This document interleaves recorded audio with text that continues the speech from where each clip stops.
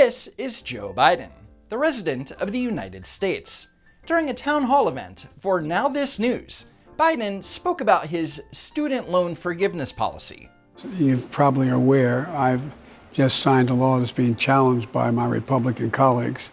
If you went to school, if you qualify for a Pell Grant, you qualify for you qualify for $20,000 in debt forgiveness. Secondly, if you don't have one of those loans, you just get $10,000 written off. It's passed. I got it passed by a vote or two, and it's in effect. So to be clear, this is not a law that Joe Biden got passed by a vote or two. This was in fact an executive decision that he made in an attempt to appease younger Democrat voters right before the midterm elections. Wait, did I say appease? Sorry, I meant to say bribe. And Biden ordered the Department of Education to do this despite the fact that they lack congressional authority to forgive loans. Here's Speaker of the House Nancy Pelosi back in July 2021. People think that the President of the United States has the power for debt forgiveness. He does not. He can postpone, he can delay, but he does not have that power. That has to be an act of Congress. And yet, Biden went and did it anyway.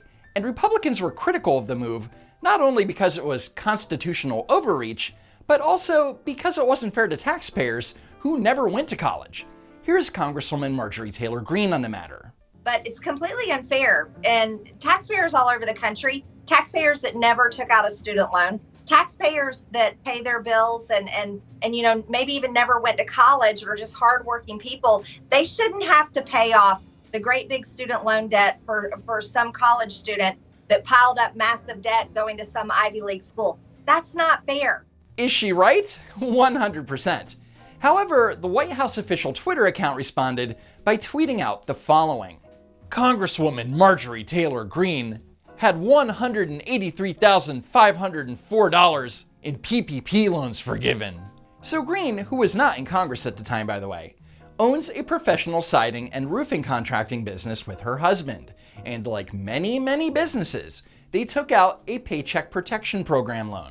PPP loans were handled by the Small Business Administration and were given out to cover expenses like payroll, health insurance benefits, rent, and utilities.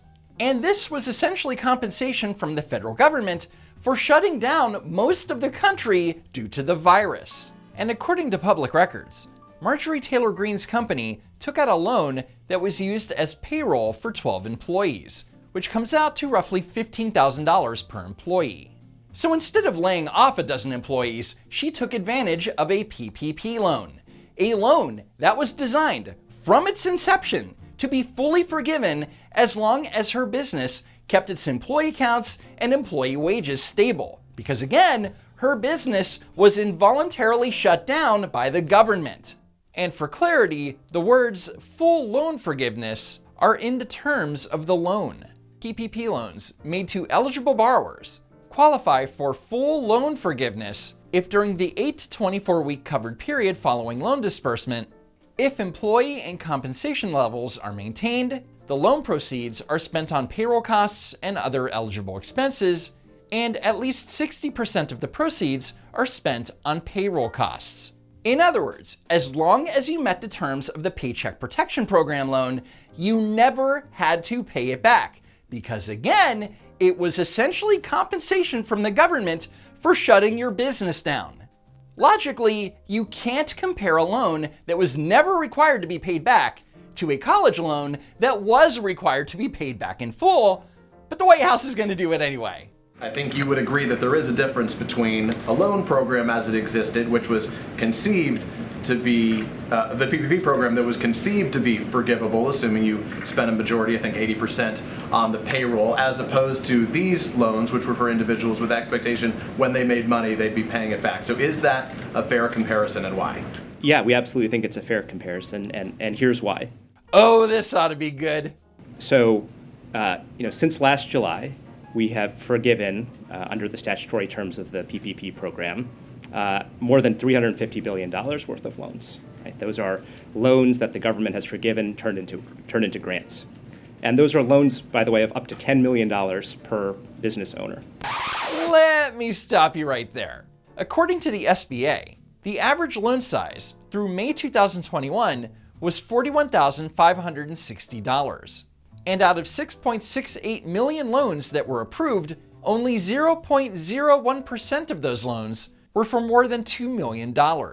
However, Bharat Ramamarty, the director of the National Economic Council, is bringing up this up to $10,000 figure to try and paint business owners like they were unfairly taking advantage. But look, has any Republican in the last year stood up and said, inflation is really high, you guys should stop providing this loan forgiveness to PPP recipients. You should slow it down. Or you should change the rules because it's unfair that these people should get up to $10 million in grants. No, in fact, it's the opposite. So what Ramamarty is saying is that Republicans should be complaining about PPP loans and force businesses to pay those loans back in full, even though they were promised that they would never have to pay them back. He's saying this as if it were some viable scenario. Now look, we believe that providing support to small businesses is the right thing to do. We didn't design PPP. Maybe we would have designed it a little bit differently if we were in charge. Yeah, but you didn't design it, so shut the f*** up. So our view is, why is there a double standard here? Why is it, from the perspective of Republicans, great to forgive a loan of up to $10 million to a business owner? You have to love how he has to keep looking down at his notes to get the talking points right. But again, you see how he's framing it, right? This wasn't up to $10 million for business owners to put away in the bank. This was money to cover payroll so that the United States wouldn't have a 70% unemployment rate. But if we want to provide $10,000 or $20,000 in loan relief to a teacher or a bus driver or a nurse, all of a sudden it's socialism. Wait a minute, loan relief to a bus driver? Did they go to bus driver college? Yeah, whatever. So you can't compare a business loan that was designed to be forgiven to a student loan that was designed to be paid back. But the Biden administration is so dishonest that they will do anything and say anything to justify their illegal actions. Because I acted, we provided $10,000 in student debt relief. And another $10,000 if you got a Pell Grant. It's an incredible burden to carry. So now they're going to be able to buy a home, start a business, just get a little bit of breathing room. Okay, so for clarity, if someone receives $20,000 in student debt relief, it's not like they suddenly have $20,000 in the bank to buy a home or start a business. Because if they did have that much lying around, then they could have, I don't know, put it towards paying off their loans. Make a down payment on a home. You'll be able to start a business. Just give you some breathing room. Oh, right, breathing room. But I should point out that Americans with student loan debt have not been required to make payments on their student loans since March 2020. And those loans have not been accruing interest either. In other words, they've had nearly 3 years of breathing room. That should have been plenty. They're trying to stop it. The hypocrisy is unbelievable. Mega Republicans are trying to block this relief. Marjorie Taylor Greene, that great American, she and her husband received $183,000 in debt relief, cash to pay for their business. She said it's completely unfair to forgive student loans for working middle-class families. Come on, man. This is such a dishonest comparison. You cannot compare a loan program that was passed by Congress and designed to be forgiven to a student loan forgiveness program, the merits of which have been rejected by Congress multiple times. Marjorie Taylor Greene, God bless her soul. She and her husband had $183,000 in PP loans forgiven. PP loans, got it. PP loans. With student debt, by the way. They're suing me, trying to block relief. No, I'm not a joke. Who the hell do they think they are? Oh, I'm serious. And they have the gall and audacity. Anyway. Yet it's Biden who has the gall and audacity to implement a policy that violates the Constitution. Which is why, yes, there have been several lawsuits trying to stop the program. But the one that seems to have the best chance of not being rejected by the Supreme Court would be Myra Brown and Alexander Taylor versus the United States Department of Education and Miguel Cardona.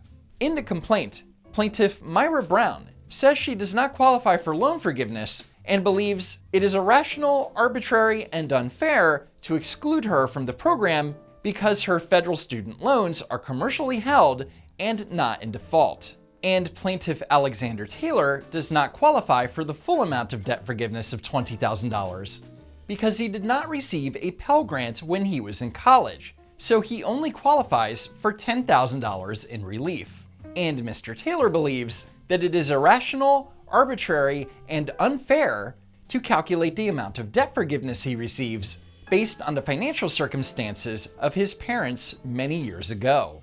And a lot of the program's rules do seem arbitrary. For example, on the day that it was announced, Biden proclaimed that if you made too much money, you wouldn't get any relief. If you make under $125,000, you get $10,000 knocked off your student debt.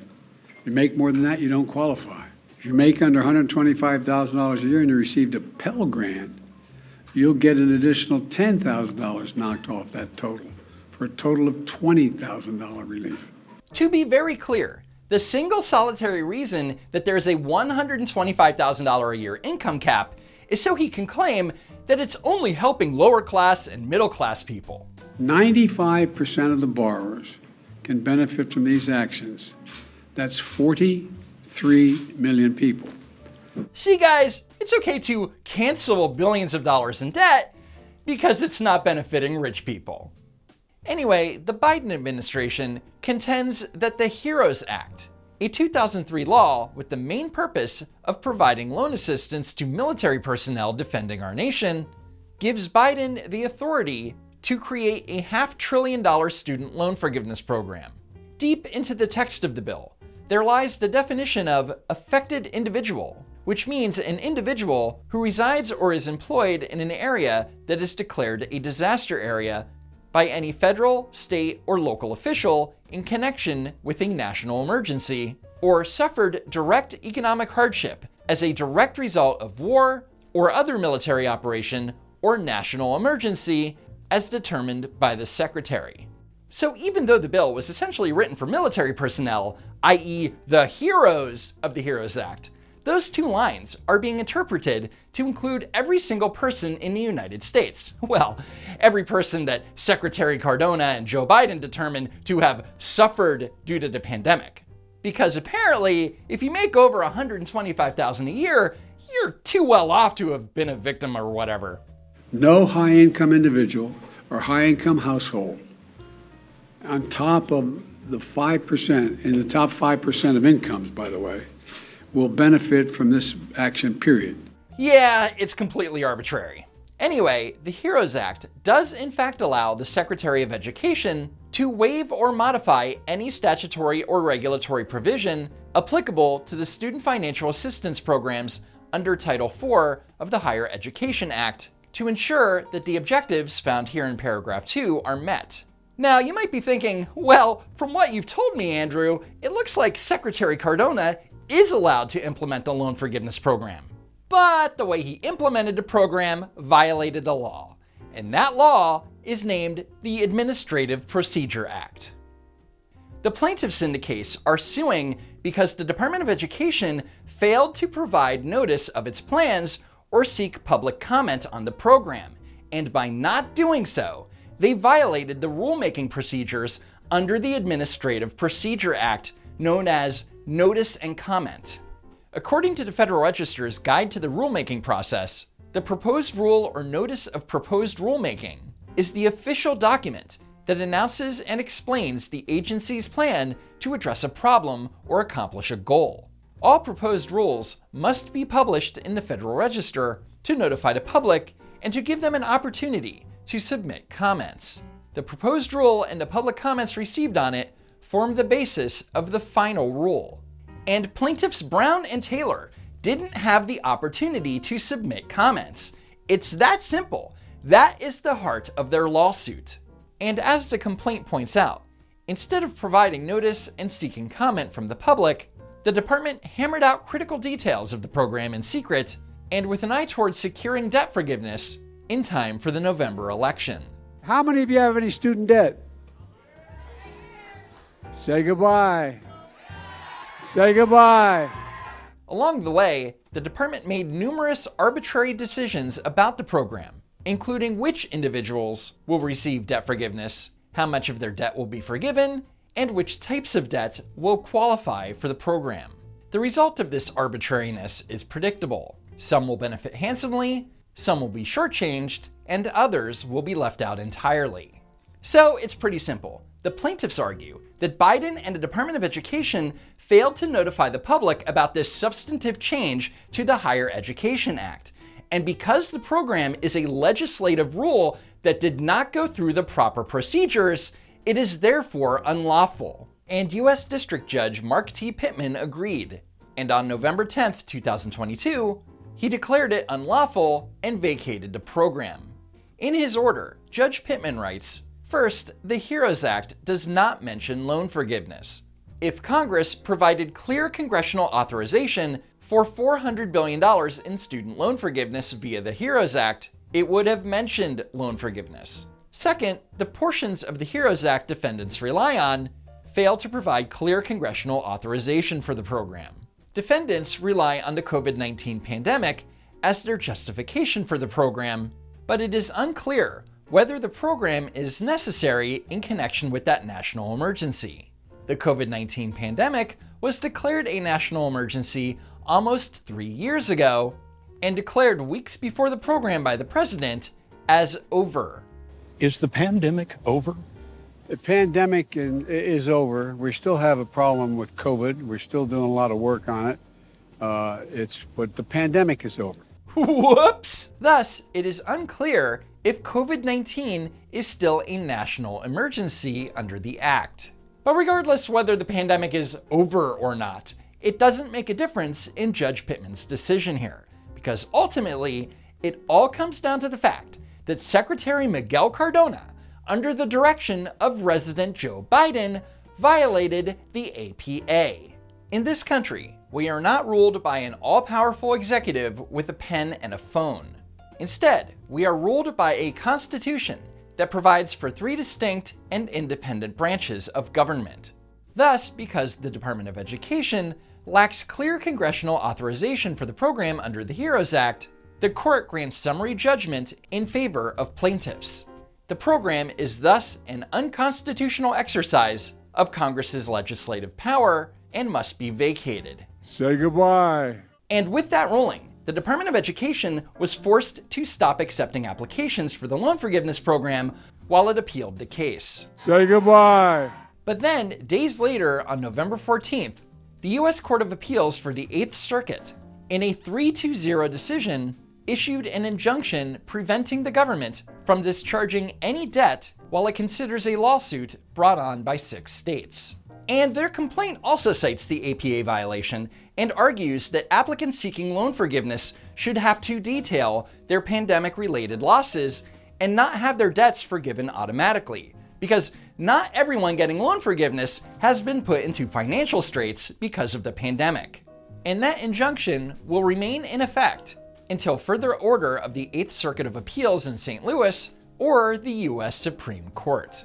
In the meantime, the Undersecretary of the Department of Education, James Quall, filed a declaration with the court stating, "Unless the department is allowed to provide debt relief, we anticipate there could be an historically large increase in the amount of federal student loan delinquency and defaults as a result of the COVID-19 pandemic. This could result in one of the harms that the one-time student loan debt relief program was intended to avoid." So let me get this straight. Unless we give tens of millions of borrowers $10,000 to $20,000 each in student loan debt relief, some of them might default on their loans? Oh my God. But wait a second. Didn't Joe Biden say that these people would Start a business, make a down payment on a home, just have a little bit of breathing room. That's what it's about. Breathing room. So if those people don't have the money to pay their student loans, then they definitely won't have the money sitting around to buy homes and start businesses. The reality is they were given nearly 3 years of breathing room and weren't required to make any student loan payments. So if they're gonna default now, they were always going to default. Anyway, that's it for now. Follow me on Twitter at Don'tWalkRun. Be sure that you're still subscribed to the channel. And as always, I hope to see you next time. If there is a next time.